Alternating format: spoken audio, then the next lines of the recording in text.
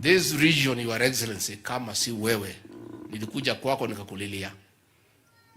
Nikakuambia rais wetu, watu ya hii mlima alikuchagua almost 100%.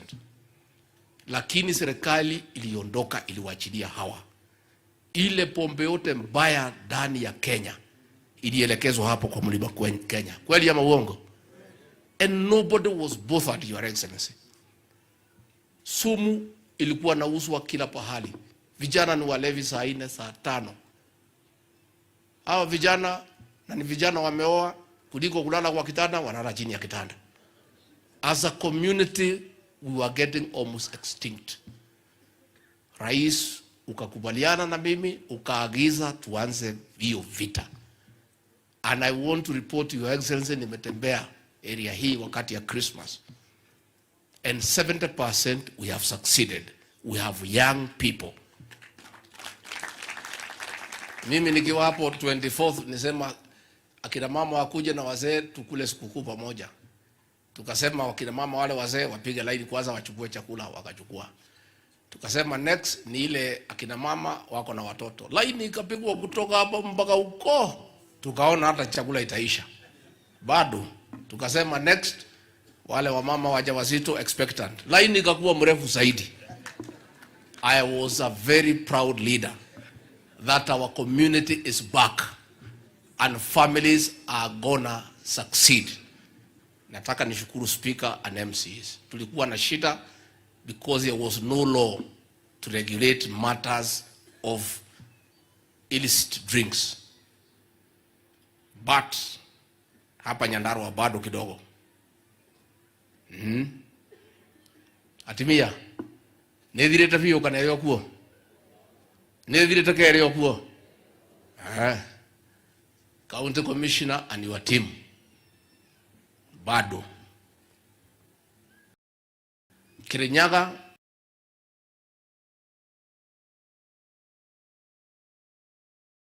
I'm telling you, when the president is here, Commander-in-Chief of the Defense Forces, mtoe miguu kwa gunia. Mtoe miguu kwa gunia. Neguo. We must protect our young people because we have a responsibility to do so. And if it has succeeded in other counties, it will succeed here. And now that the law is almost ready, even before that law, other counties have succeeded. We must do what we should do. Na kiongozi wetu, rais wetu, tulipotea kama nchi kwa sababu watu hapa chini wote waliingia kwa pombe na viongozi wakaingia kwa pombe. That's how we almost lost a country. Kama sisi huko chini tunakunywa na viongozi wanakunywa, hapo iko Kenya. That is the problem. And now that viongozi wakukunywi, tutengeneze huko chini. Tutengeneze ama tusitengeneze? Because now those leaders, you could not tell them there is a problem. Because wenyewe haoni shida. Wenyewe ni walevi. Ndio wanaendelea kukunywa. Sasa pombe ilikuwa nauzwa kila pahali kwa everybody. We almost lost an entire generation. And Your Excellency, we want to thank you, and that battle is continuing, and people, I can tell you, nimezunguka. Akina mama wanaogopa kuzungumza hadharani, but they are also very happy.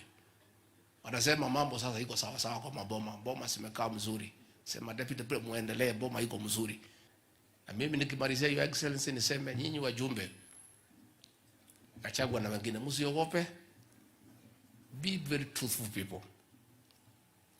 And don't be intimidated by these criminal gangs to say there is no problem when there is one. Don't. In the year 2006, 2007, 2008, vijana walijiunga kundi haramu. Kiongozi yao akawatuma for forceful circumcision of our women. Wakanajisi watoto wa kike. Wakaweka kodi kwa hardware. Wakaweka kodi kwa stage. Wakaanza kufanya tax collection in Kenya. Ikaenea, nobody could sleep. Ukisema ngwe, wanasema takuwa kuja kuchukua kichwa yako. Kweli ama uongo? And it caused fear, especially in this region and Rift Valley. And it took one John Michoki to say, no, that cannot happen. This is a country of the rule of law. Now vijana mambo yao ikafika mwisho. An attempt is being made now to revive that criminal gang. Na hapo 2 months ago walikuwa wameanza kwenda kwa stage kuchukua pesa, kwenda kwa hardware kuchukua pesa, kwanza kuandamana na wamama. Mnataka tuwakubalie? It cannot happen. And so I don't want our leaders to be intimidated. Now watu ni watu wachache. Na hakuna vijana ati wanachokota pesa wakatumie, wanapelekea huyo kiongozi yao 90%. Yeye anajenga manyumba everywhere in the country. Anatumia vijana vibaya. Ile sisi tunapinga ni kutumia vijana kutoka hapa to engage them in crime. We have a responsibility to protect our young people from being misused by anybody to engage in criminal activities. Na mtu asituambie ati vijana ni ya jamii yetu. Hao akina mama walifanyiwa hiyo vitendo baya ni wa jamii gani? Ni wa jamii gani? Hawa watu ya matatu walilazimishwa kutoa kodi ni wa jamii gani? Hawa wasichana walibakwa, wasichana wadogo ni wa jamii gani? That because criminals come from our community, waharibu wa mama wetu tukiona? Let nobody tell us, Your Excellency. Na mimi niko tayari, if there is any political price to be paid to protect these women and our young girls, kama kura itakosekana kwa sababu ya hiyo, afadhali ikae. Afadhali ikae. We cannot. Hatuwezi kubali.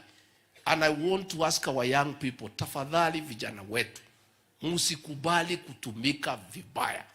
Mwende mkachukue kodi kwa watu ya matatu kupelekea mtu ajenge manyumba.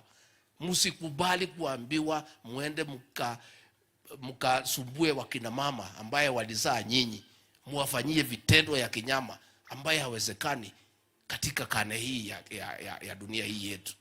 So we are saying, Your Excellency, we want to thank our security teams in Central Kenya and in the Rift Valley for their swift action in the last 3 months.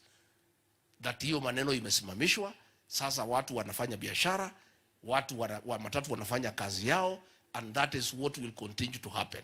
And we will never allow anybody to intimidate us na kujificha kwa jamii yetu. Jamii yetu is not jamii ya criminals, and we will never protect a criminal ati kwa sababu wewe unatoka hapa. Jana mimi nimekuwa jela pale Kingogo kutembelea wale watu wabaya wamefungwa hapo. Karibu watu 2,000. Na wengi sana, majority ni watu wa jamii hii. Na mimi sikusema tulalamike wako pale. If they have committed crimes, the law is there. And we are saying criminals will be treated as criminals, not because of where you come from. Kwa hivyo tusiambiwe na mtu asiatuambie sisi ati wewe deputy president, ati hivi vijana ni wetu, wachieni hao wafanye vile wanataka. Tukubali wasubue wakina mama tukiwekwa kwa serikali kweli? Tunaweza kubali? Hatuwezi. And that one, people should know very clearly that it cannot happen. And the fifth administration, led by President William Ruto, is not the one that will allow the resurgence of that criminal gang or other gangs ya kuja kusubuana na wananchi.